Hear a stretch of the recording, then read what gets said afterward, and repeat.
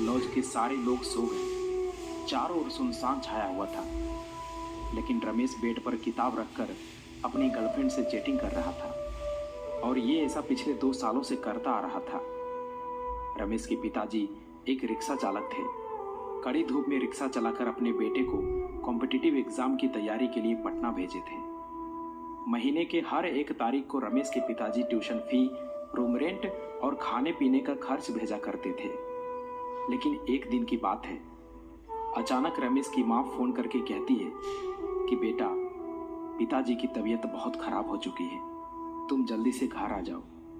इतना सुनते ही रमेश भागा भागा हॉस्पिटल पहुंचा और वहां जाकर देखा कि उनकी माँ डॉक्टर के आगे हाथ जोड़ रही थी और कह रही थी कि डॉक्टर साहब, आप ऑपरेशन कीजिए, मैं 5 लाख नहीं बल्कि 10 लाख दूंगी, लेकिन मुझे वक्त चाहिए, प्लीज़ आप ऑपरेशन कीजिए, अभी मेरे पास पैसे नहीं हैं, मैं एक रिक्शा चालक की पत्नी हूँ। लेकिन डॉक्टर साहब हर बार एक ही बात कह रहे थे कि आपको पहले एडवांस पेमेंट करना ही होगा, तभी ऑपरेशन शुरू हो सकता है। रमेश की माँ गांव के सभी लोगों से मदद मांगी, लेकिन किसी ने भी उनकी मदद नहीं किया।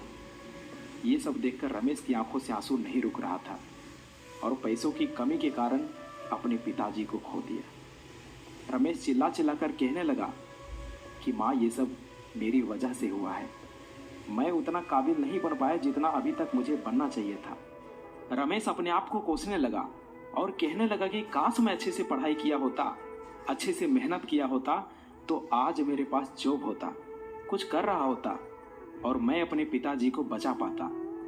दोस्तों, आपके साथ कब क्या और कौन सी घटना हो जाए कुछ पता नहीं चलता, इसलिए अभी आप जो कर रहे हो, जिस काम के लिए आए हो, जो भी आपका लक्ष्य है, जो भी आपका गोल है, उसे पाने के लिए जी जान लगा दो।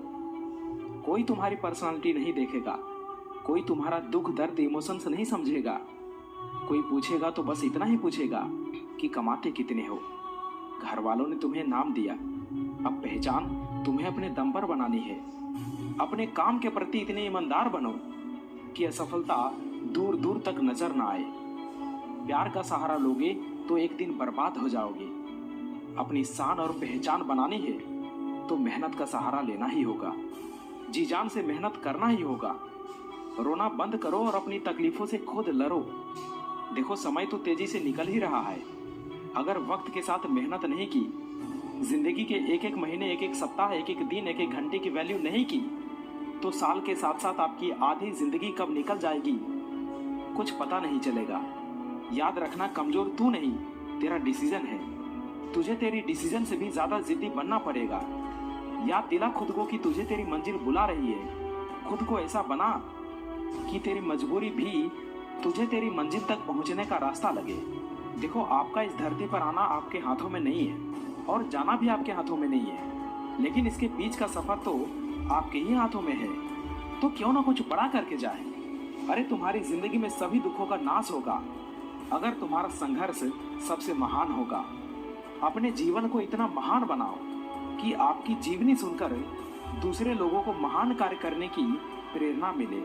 रास्ते कभी खत्म नहीं होते दोस्त, बस लोग हिम्मत हार जाते हैं। अगर तैरना सीखना है तो पानी में उतरना ही होगा। यूं किनारे पर बैठकर कोई गोताखोर नहीं बन सकता। सफलता तक पहुंचने का रास्ता